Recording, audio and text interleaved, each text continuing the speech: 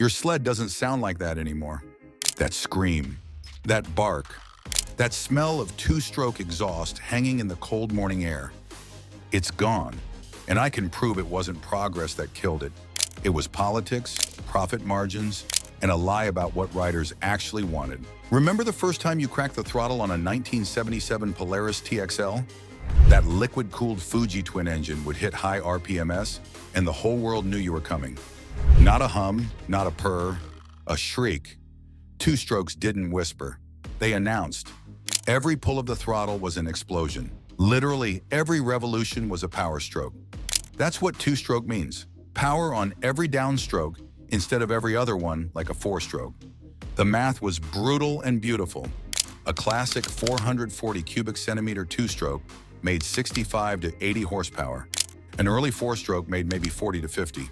A clear power edge per displacement for two strokes. 50% more power. And oh, the weight? A 1982 Yamaha Enticer 342 stroke weighed 385 pounds. Comparable four-stroke from 2015? 520 pounds. You felt that difference the second you tried to pull one out of a ditch. But we know it wasn't just power and weight. It was actually simplicity. A two-stroke engine had maybe 40 moving parts. No valves, no camshafts, no timing chains. Just a piston, a rod, a crank, and intake ports machined into the cylinder wall. You could rebuild one in your garage with basic hand tools. Guys did it all the time. Your buddy's Arctic Cat Panther seized up Saturday morning? By Sunday afternoon, you had it torn down, new piston rings in, running again. Try that with a modern four-stroke.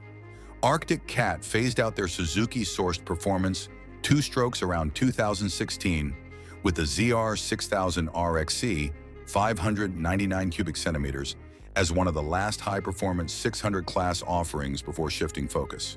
However, they returned strongly to two strokes in 2025 plus models with the new 858 cubic centimeter engine. Ski-Doo held out longer.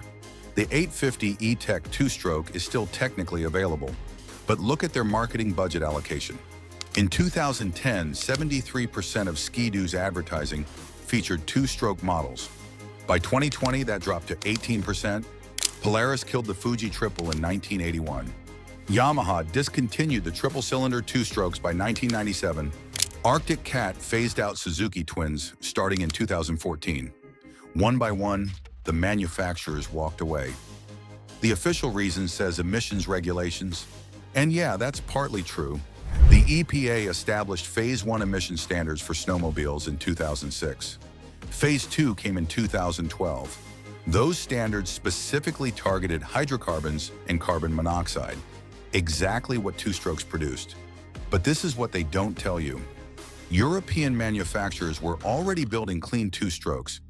Rotax developed direct injection technology in the late 90s that cut emissions by 75%. Ski-Doo's E-Tech system proved you could meet EPA standards without abandoning two-stroke architecture.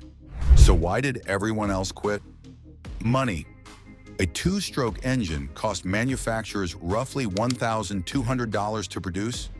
A four-stroke with comparable power? $2,800 to produce. Retail markup on engines ran about 40%. Do the math. On a two-stroke, the manufacturer made $480 profit per engine. On a four-stroke, they made $1,120. And I cannot believe they convinced riders this was an upgrade. Four-strokes were refined. They were modern. They were the future. Nobody mentioned you were paying an extra $3,000 for worse power-to-weight ratio and an engine you couldn't fix yourself. Every four-stroke advocate tells the same story. Two strokes were unreliable. They burned oil. They seized constantly. Four strokes fixed all that. Let me show you what actually happened.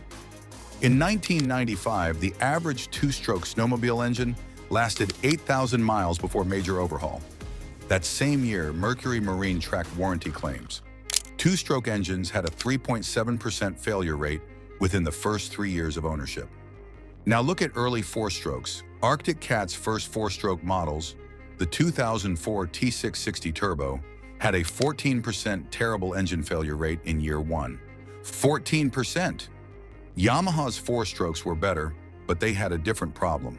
The top-end rebuild on a 2008 Apex required 18 hours of shop labor. Cost at dealership rates? $2,400.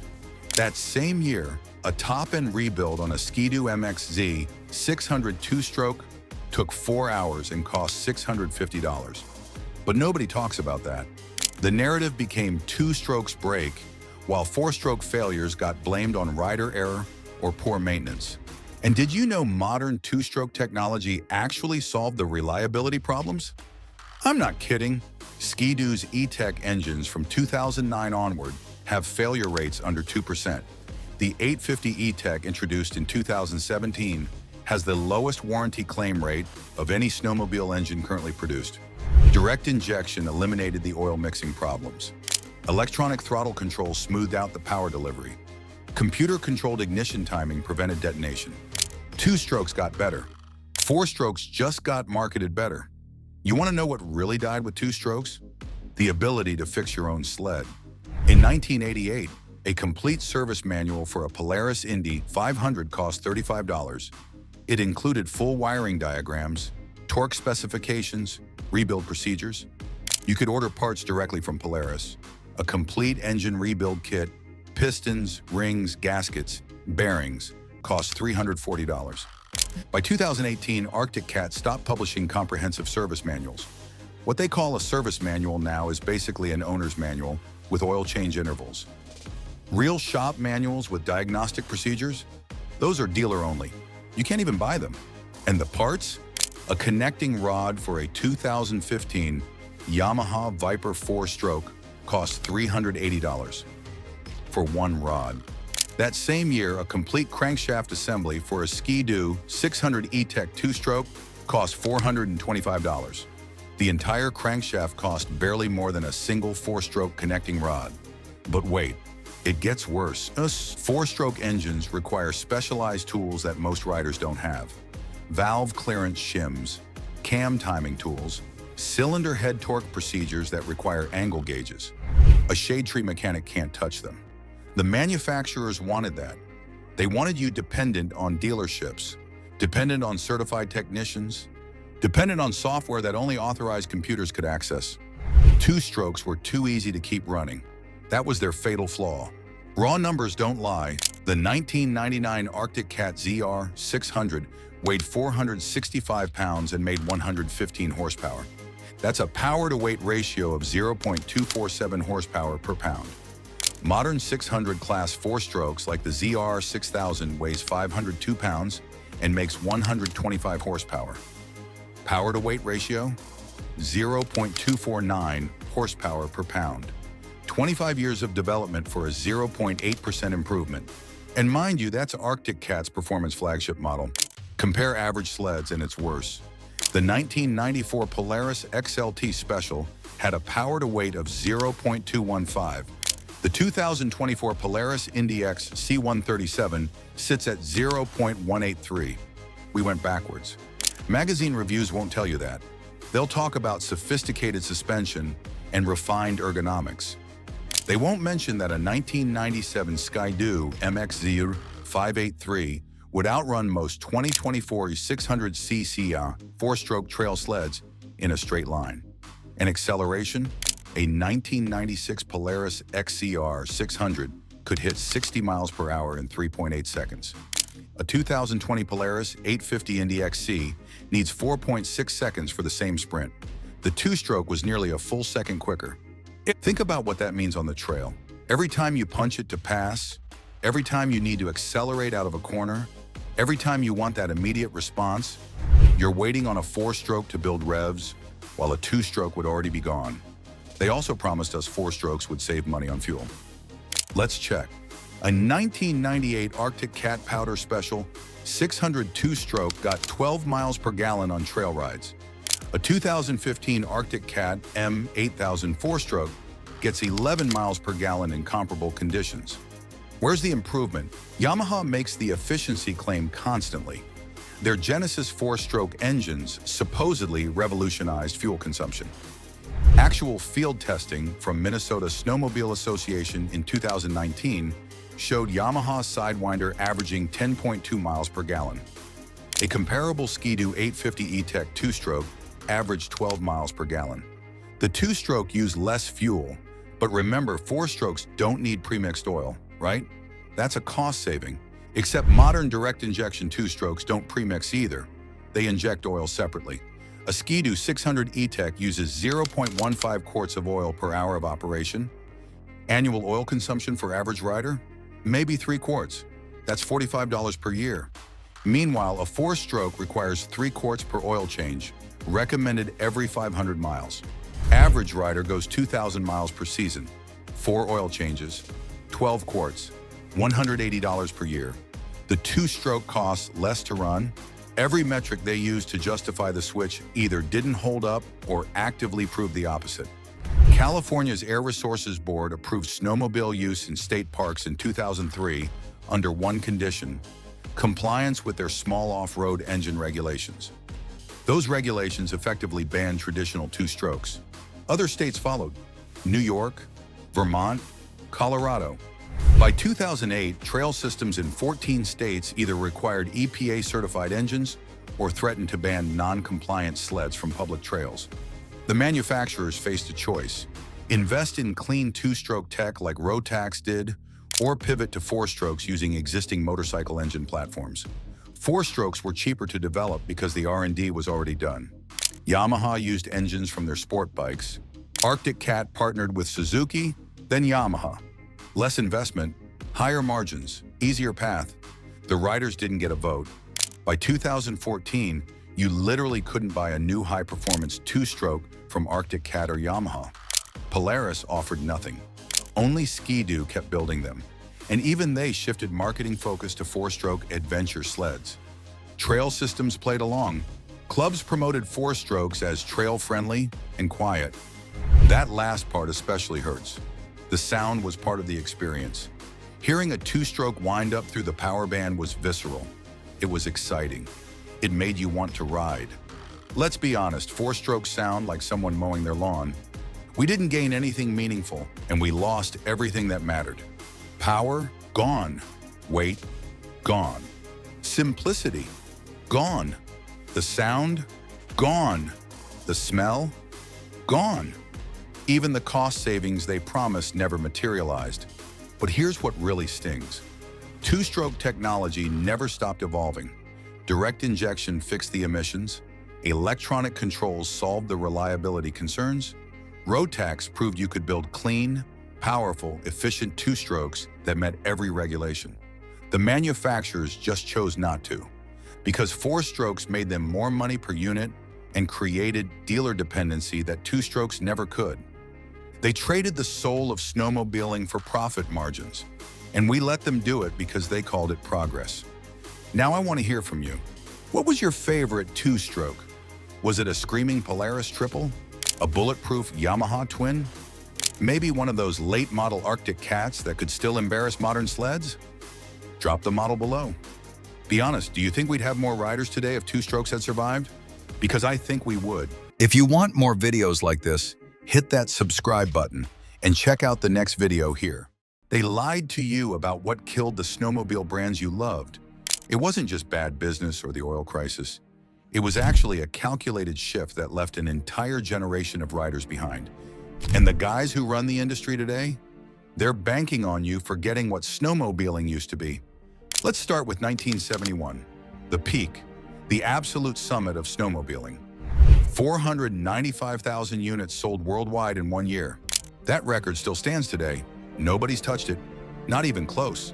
Last year, only 112,650 units sold globally.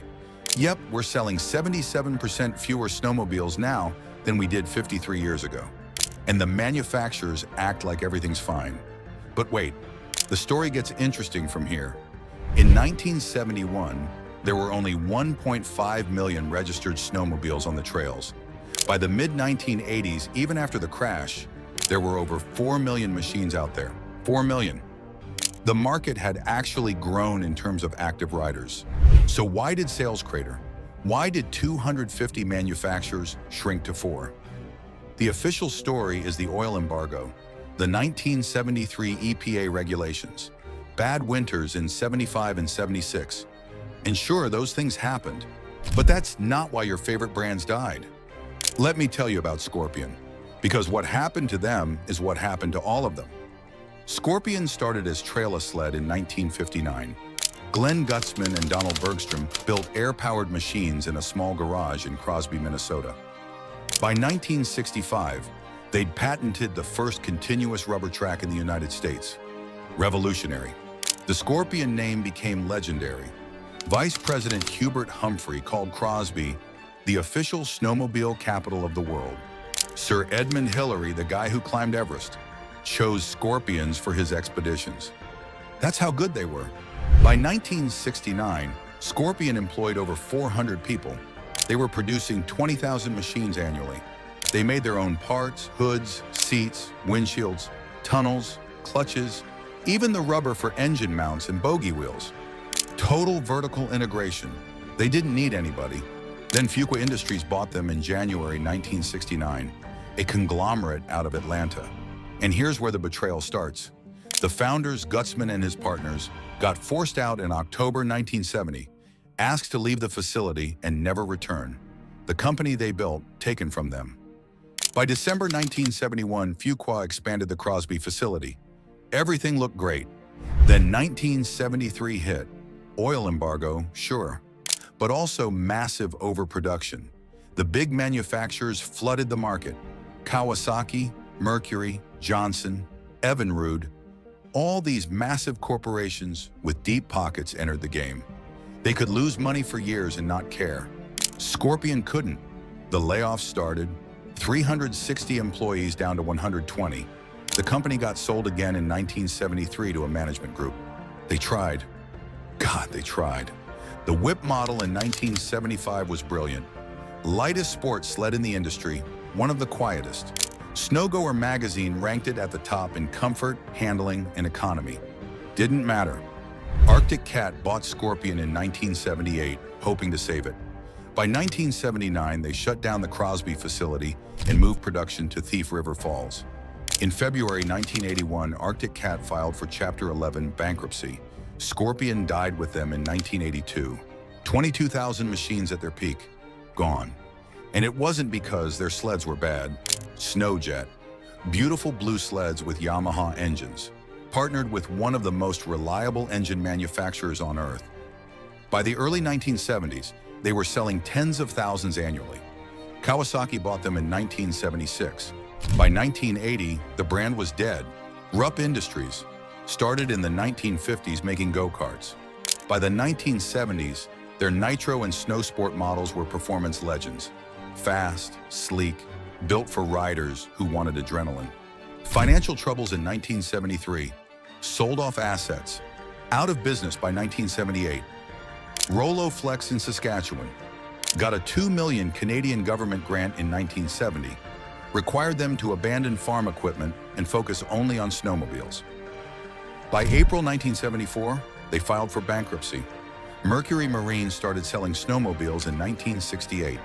Their first model was so bad they told dealers to burn them and send photos for refunds. But by 1973, the Snow Twister was dominating race circuits. Racing success didn't translate to sales. They quit. John Deere, Harley-Davidson, Johnson, Evinrude, Massey Ferguson, Chaparral, even J.C. Penney and Montgomery Ward sold their own branded machines. All gone. This is what actually happened. The Big Four didn't just survive, they engineered the consolidation. In 1972, when sales dipped slightly to 460,000 units, nobody panicked. There were 2 million registered sleds on the trails. The market seemed indestructible, but the manufacturers started a race to the bottom, not on price, on volume. Bombardier alone produced 262,500 snowmobiles in 1971. 250,000 sleds from one company. That's overproduction on purpose. Flood the market, drive down margins. The big players could absorb losses, the small guys couldn't. Then came the EPA noise regulations. Quieter sleds, better for everybody, except testing and remanufacturing costs crushed the smaller manufacturers. The big companies had R&D budgets. The little guys were using their own savings. Once again, the 1973 oil embargo was real. Gas prices tripled, but snowmobiles don't use that much gas. A weekend of riding, maybe 10 gallons. The oil crisis killed snowmobiles narrative was convenient. It masked what was really happening. By 1974, sales dropped to 435,000. Then the winters of 75 and 76 were mild. Poor snow conditions, and suddenly manufacturers had massive unsold inventory. The 1979 oil embargo finished off whoever was still hanging on. Sales collapsed to under 200,000 by 1979. By 1986, 103,000, the lowest point in modern history. What they don't tell you is that the crash happened because the market got saturated by design. Too many sleds built too fast. Then the big manufacturers pivoted to premium pricing. They simply stopped building affordable machines for working-class families and started chasing wealthy buyers who wanted more power, more features, more complexity. The Polaris Indy 500, the Arctic Cat El Tigre, the Ski-Doo TNT, these were the big sellers. Mid-range sleds with standard shocks, reasonable windshields, engines you could work on yourself. They cost $2,000 to $3,000 in 1970s money. Those sleds disappeared, replaced by $15,000 turbocharged, fuel-injected, computer-controlled machines that required dealer service for everything. Let me ask you guys something. Do you remember your first sled? Maybe a 72 Arctic Cat Panther? Maybe a 76 Polaris TX? Man, you could take it apart in your garage. Replace the belt, adjust the carburetor, change the spark plugs. You knew every bolt, every wire, every component. That relationship is gone. Modern sleds have ECUS, engine control units, computerized fuel injection, electronic reverse, GPS navigation, heated seats. Some even have Bluetooth connectivity so you can listen to music while you ride. You can't work on them. You're not allowed to. The dealer has proprietary diagnostic tools. Try to modify anything and you void the warranty. The manufacturers want you dependent. And the price? We mentioned the $18,499 Ski-Doo. That's not even the top end. A 2025 Polaris Patriot Boost RMKKHAOS costs $19,499. The Arctic Cat M8000 Mountain Cat Alpha 1, $18,899. Yamaha's Sidewinder SRX-LE, $19,699. These are snowmobiles, guys. Not cars, not motorcycles, snowmobiles. Machines that sit unused for 8 months a year in most places. The average age of a snowmobiler is now 54 years old. You want to know why? Because young people can't afford to get into the sport. A college grad with student loans isn't dropping 20 grand on a sled. The manufacturers literally priced out the next generation. I'm not even kidding, I have the numbers. In 1970, the median household income in America was $8,734. A new Arctic Cat sold for about $1,100. That's 12.6% of annual household income. In 2025, the median household income is roughly $70,000. That $18,500 sled, 26.4% of annual income. Double the financial burden, but it's worse than that. In 1970, you could buy a used sled from the previous year for maybe $700. Less than 8% of annual income.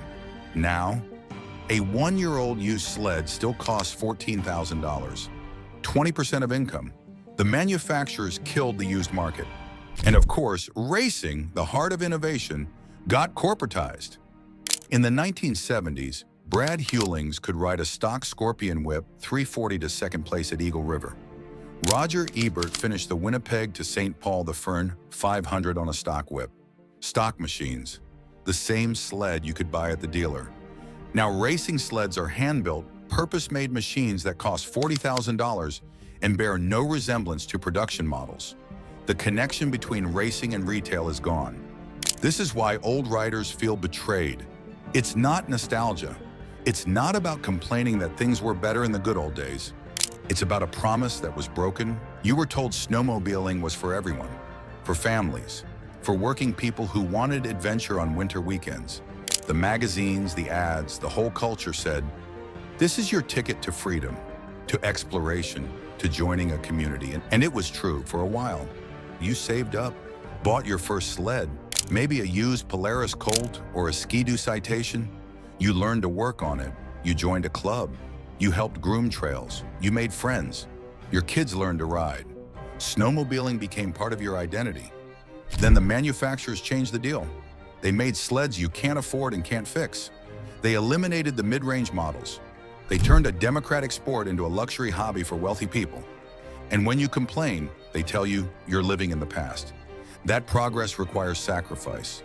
That if you can't afford a new sled, that's your problem. But it's not. It's their choice. They chose profit margins over accessibility. They chose premium buyers over loyal communities. They chose quarterly earnings over the long-term health of the sport. That's the betrayal. They took something that belonged to all of us and made it exclusive, gate-kept by price and complexity. Scorpion, Rupp, Snowjet, all those brands died because the big guys squeezed them out. But what really died was the philosophy they represented, building sleds for normal people. Sleds you could own, maintain, and pass down to your kids.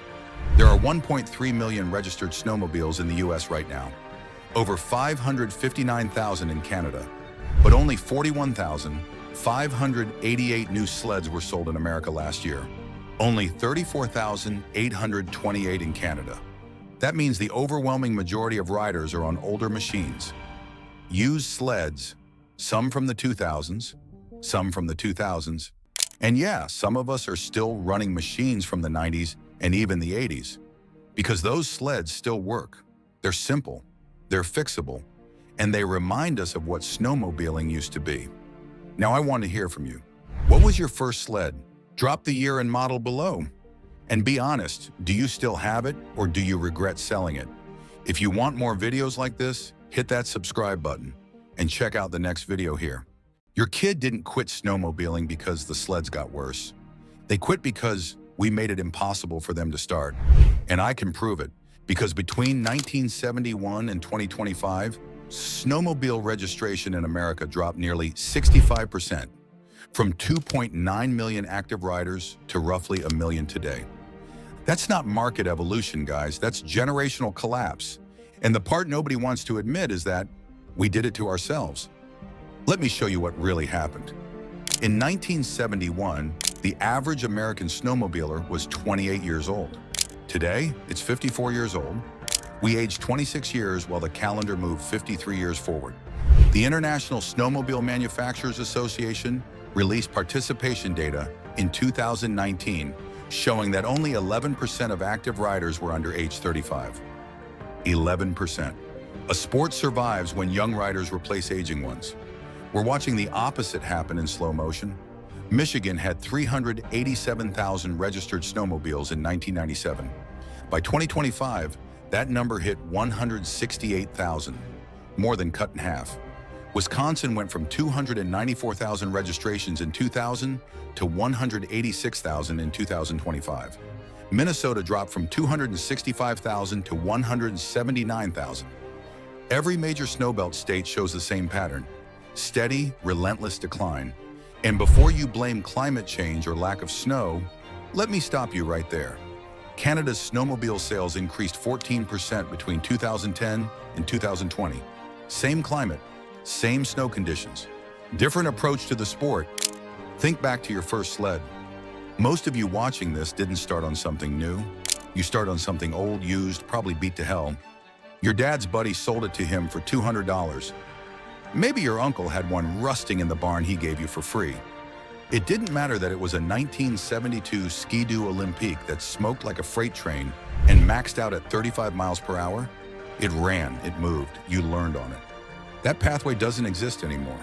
Used sleds from the 1990s and early 2000s are either completely worn out or selling for collector prices. Nobody's giving away a 1997 Polaris Indy 500 to a kid learning to ride. And newer used sleds, a 2015 model still costs $4,500 to $7,000. So the entry point became expensive no matter which direction you approach from. The manufacturers killed the cheap sled market by abandoning entry-level models. In 1985, you could walk into a Polaris dealer and buy an Indy 400, or a lower-spec Indy 250. Same chassis, smaller engine, fewer features, cheaper price. By 2010, that option vanished. Every sled became premium, high performance, feature-loaded. Average transaction price in 1985 was $2,800. By 2020, it hit $13,200. Adjusted for inflation, that's still a 78% real price increase. We priced out an entire generation of working-class families who built the sport in the first place. Nobody talks about this next part, but it destroyed youth participation. Between 1995 and 2005, liability insurance costs for snowmobile owners tripled. Not because accidents increased, because insurance companies reclassified snowmobiling as high-risk recreation after a wave of lawsuits in the early 90s.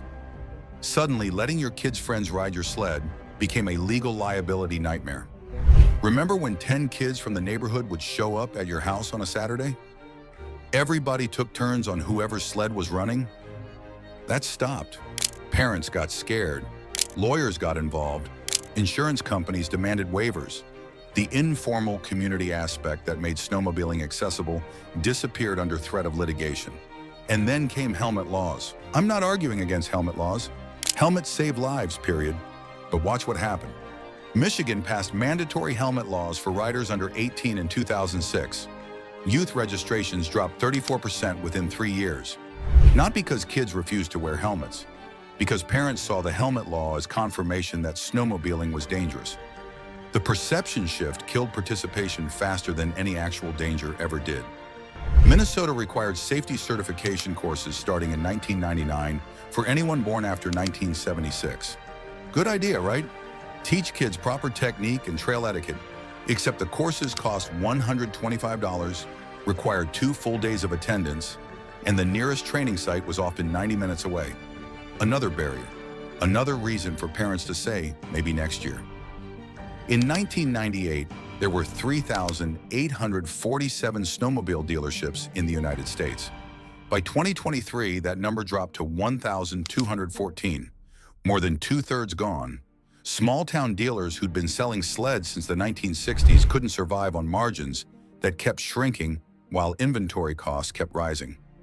Manufacturers demanded dealers stock more units, build bigger showrooms, invest in training and specialized equipment. The guy running a 2-bay shop out of his garage in northern Wisconsin couldn't compete. When those dealers closed, entire towns lost access. A kid in rural Maine might now be 120 miles from the nearest dealership. No local mechanic who knows sleds, no place to test ride, no community hub where riders gathered. The sport became distant, abstract, something you saw online, not something you participated in. We turned snowmobiling into an expensive, complicated, exclusive hobby instead of a simple winter activity. Ask yourself, when's the last time you saw a kid on a beater sled just goofing around? Like seriously, don't you feel like everything has gotten so serious? Performance-focused.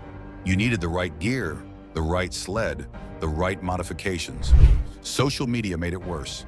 Kids see Instagram videos of guys on $17,000 turbocharged mountain sleds doing backflips in British Columbia powder. That's not accessible. That's not relatable. That's intimidating. We forgot that most of us started by riding loops around the back 40 at 20 miles per hour, dragging our buddies on a toboggan, crashing into snowbanks and laughing about it. The barrier to entry became competence instead of curiosity. All right, this next thing I'm going to talk about is brutal because we thought we were doing the right thing. Between 1990 and 2020, organized trail clubs invested billions developing and maintaining trail systems across the snowbelt states. Michigan alone has 6,500 miles of groomed trails. Wisconsin has 7,000 miles. Professional grooming equipment, bridges, signage, rest areas, all funded by registration fees, trail passes, and club volunteers. Sounds great, right? Except grooming budgets require consistent ridership to stay solvent. Annual trail pass in Wisconsin costs $50 for residents. Sounds reasonable, but clubs need to sell 15,000 passes just to cover grooming costs for 200 miles of trail. When ridership started dropping, clubs had to raise prices. Wisconsin's pass went from $30 in 2005 to $50 in 2015. That sort of created a death spiral. Higher prices drove away casual riders. Fewer riders meant less pass revenue. Less revenue meant worse trail conditions. Worse conditions drove away more riders. And those premium groomed trails discouraged the casual exploration that built the sport. In the 1970s, you rode wherever there was snow. Across fields, through woods, up logging roads. By 2010, trail clubs and landowners restricted off-trail riding. Liability concerns, environmental regulations, property rights. So you couldn't just wander anymore.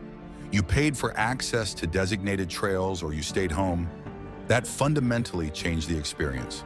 Next, electronic fuel injection. Reverse gear is standard. Heated seats and handlebars. Digital displays, turbos, intercoolers. All amazing technology, all completely unnecessary for a beginner. But manufacturers don't sell basic sleds anymore because profit margins on basic sleds don't support dealership networks. A dealer needs to make $2,500 profit per unit to stay in business. That's easy on a $15,000 sled with 35% markup. That's impossible on a $6,000 sled with 22% markup. So the industry collectively decided to abandon the entry-level market. Arctic Cat discontinued the Z120 Youth sled in 2016. Polaris kept the 120 Indy, but stopped improving it. Ski-Doo's MXZ120 hasn't had a meaningful update since 2009. They're not interested in recruiting new riders. They're more focused on selling premium machines to aging fans who have money. That's a business strategy for short-term profits and long-term extinction. Remember when I mentioned Canada's registration numbers went up? Let me tell you why. Canadian provinces never let dealership networks collapse. Quebec has provincial programs supporting rural dealers. Ontario offers tax incentives for shops selling entry-level equipment. They also kept vintage sled culture alive. There are 147 active vintage snowmobile clubs in Canada. Weekly rides, parts swaps, mentorship programs where old-timers help young mechanics rebuild classic machines. That created a pipeline. Kids start on vintage sleds, learn mechanics, build appreciation for the sport, eventually buy new machines when they can afford them. We killed that pipeline in America. Let me show you exactly what it costs for a family to start snowmobiling in the new year 2026. 2 adult riders, 1 youth rider. 3 sleds, 2 used, 1 youth. $18,000. Trailer, $3,500. Gear for 3 people, $2,800. Registration and trail passes, $450. Insurance, $780 annually. Fuel and maintenance, $600 per season. Total first-year cost, $26,130. Annual recurring costs, $1,830. Now compare that to 1985. 3 sleds, $7,200. Trailer, $800. Gear, $600. Registration, $150. Insurance, $200. Fuel and maintenance, $300. First year, $9,250, equivalent to $26,700 in 2025 dollars. Annual recurring, $650, $1,875 in 2025 dollars. The first year cost stayed relatively stable with inflation, but the recurring annual costs dropped significantly in real terms. That's because sleds are more reliable now. Better engineering means less maintenance. However, reliability doesn't help new riders who can't afford to start in the first place. Sports don't die from lack of interest. They die from lack of access. And we built walls everywhere. Financial walls, geographic walls, cultural walls, regulatory walls. We forgot that snowmobiling grew in the 1960s because it was accessible. Any working guy could scrape together $600 for a used sled. Kids learned on hand-me-downs. Communities shared equipment. The sport succeeded because it was democratic. We killed that. We created a premium recreation activity for aging guys with disposable income. And now we're confused why our grandkids aren't interested. Now I want to hear from you. Did you try to get your kids or grandkids into snowmobiling? What stopped you? Was it money? Insurance? Just couldn't find a way to make it work? Drop your story below. Be honest. Because if we're going to save this sport, we need to admit what we did wrong. And maybe, just maybe, figure out how to fix it before it's too late. If you want more videos like this, hit that subscribe button. and check out the next video here.